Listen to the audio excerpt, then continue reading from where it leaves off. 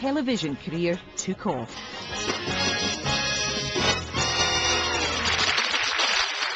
The BBC bought into Savile's sexually suggestive style in a big way. Now then, if I was a chimpanzee and I was being naughty, what would you do to me? Say I was going like this, you see. Now then, what would you do if a chimpanzee was doing that? See these young ladies here? His new television producer had no idea that anything but playfulness might lie behind it. Now then, what's this? Get this, Dr. Cameron.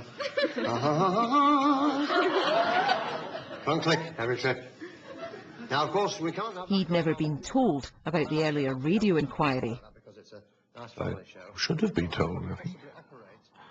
The people who had felt that to be the case in BBC Radio should have perhaps passed it on to the television, but life's like that. You're in a hurry, you're making a program, you get on with it. You know, Jimmy Savile was our brand name. He was the front man. He was very little involved in the making of the program.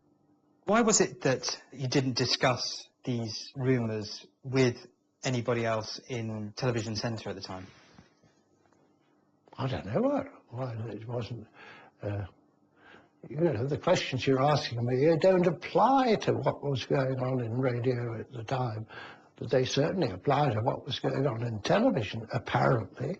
But even that's only come to light in recent time, rather than 30 or 40 years ago. Among the guests on Clunk Click were young people from hospitals and other institutions, including girls from Duncroft. Karen Ward, aged just 14, was one of them. After the show, she was invited with other young people to join more famous guests in the dressing rooms. She told Newsnight about this 11 months ago in the interview that was dropped. What sort of things happened in Jimmy Savile's dressing room? That's when the other guests on the show would come in, generally after the show had finished. They would come in and they clearly saw girls and, well, kids, male and female, as being there to be used. I had a famous person who would try. He smelled awful. He smelled of sweat and alcohol, and it made me heave just to be near him, so I certainly didn't want him to do anything to me. Gary Glitter also appeared on Clunk Click. He too would join Jimmy Savile and his young guests in the dressing rooms after the show. They couldn't fail to be impressed. Right, I'm going to do a quick check on our beanbags. Did you like Gary's new record? Put your hand up if you like Gary's new record. And all of us, of course, totally overawed by the fact that we were meeting all these famous people. And obviously that particular famous person wanted to have sex with one of the girls. And I suppose we would have seen it as some kind of honour. Conquest, I don't know. I can remember being quite scared, actually, because I didn't like Gary Glitter. He gave me the creeps. Put the tea down, kid. Gary Glitter is now a convicted child sex offender, but he denies these new allegations. Now then. In the studio, some of the young guests came from the secure hospital Broadmoor. Get yourselves down like that. Just put yourself in there. I get two. You get two. In there. Oh. I should be giving girls away. Bless and save us. I'm going to get some down here. We've got them here from Broadmoor. We've got them from all over here.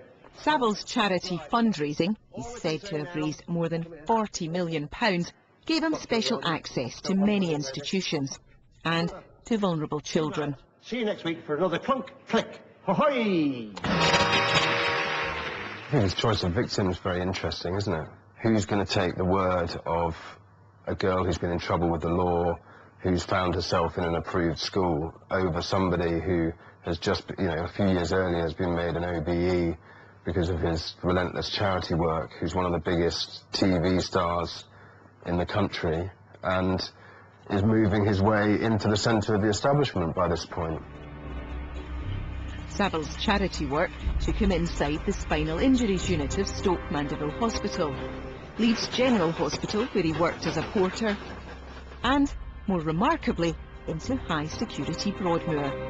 There are now allegations and inquiries in them all. One former Broadmoor patient, Alison Pink, spent more than 20 years in mental hospitals after committing arson. She's since undergone a sex change. He used to just suddenly appear, and he'd be smoking a cigar, having a cup of tea in the tea room, sitting in the corner talking to other female patients. And of course, once he got his keys, he was always doing that. I did actually sit there and think, he's a DJ, what's going on? But he did try and raise the profile of Broadmoor, give it a kind of looking face to the public, because they did songs of praise from Broadmoor. They did a programme called Inside Broadmoor. Alison was then in her late teens, a patient locked in a secure hospital, but vulnerable to Jimmy Savile. I was sitting on the sofa watching Top of the Pops, and Top of the Pops had already started. And as I said, he was sitting on the floor to this side of me, which would be my right. And he turned slightly, and then, as I said, he quite literally just put his hand between my legs, quickly, not really looking at me. And I remember moving backwards slightly, but I couldn't do anything about it. But there were two witnesses, two patients. We knew that if we stood up and said, look what he's doing, we'd be punished, because they wouldn't believe us. Those organisations that trusted Jimmy Savile as a fundraiser, or simply as a friendly face, could now pay a high price. It's growing by the minute. Initially it was a few, and now they're coming in all the time. The stories that I'm hearing from some of the victims are that they did report the abuse and that no action was taken. The BBC could be the target of many legal claims. It was through the corporation that Savile came into contact with thousands of young people. Welcome, another edition of Top of the Pops. Lots of nice young ladies about with us this evening, and lots of nice records we've got. So what we're going to start with. There are now allegations that Top of the Pops was a centre for abuse, and that as well as Jimmy Savile, others were involved. A group of 3 have been described, men in their 30s, who would collect girls from the Top of the Pops audience and take them to other parties off the premises of the BBC. And inappropriate things had been described as happening then, some quite serious. And is it your understanding that these people worked for the BBC? Yes, yes. So, you know, we've had one particular call that has names of people who can be traced on that, and that will be passed on to the police. Not all of the victims were young girls. Lawyers are now hearing allegations that boys were targeted too. There's some quite serious allegations that there was a paedophile ring operating. So these are quite serious allegations. A paedophile ring operating where? At the BBC? Yes. Involving other members of staff? Yes. One more time, Jim. In 1972, Jimmy Savile added honour to stardom when he was awarded the OBE. 2 years later, he was sufficiently confident to hint at his darker side in his autobiography. In one story from the early 60s, Savile told how the police had asked him to look out for a runaway girl. He told them that if he found her, he would keep her overnight as a reward. And that's exactly what happened. In his book, he says, at 11:30 the next morning, she was willingly presented to an astounded lady of the law. The officeress was dissuaded from bringing charges against me, but it was well known that were I to go, I would probably take half the station with me.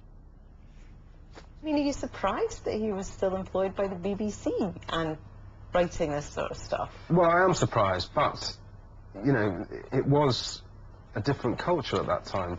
A year later, after his autobiography, he started presenting Jim Will Fix It, which very quickly became, you know, an iconic children's programme. Some of the stuff that he was writing in his autobiography does seem, you know, wrong. Despite all the rumours, all those young girls hanging around his dressing room, and now his own published revelations, Savile was not just still employed by the BBC, he was marked out for stardom in his biggest show so far. The BBC decided, why not put it all on film, which is why we call it Jim Will Fix It. Took off in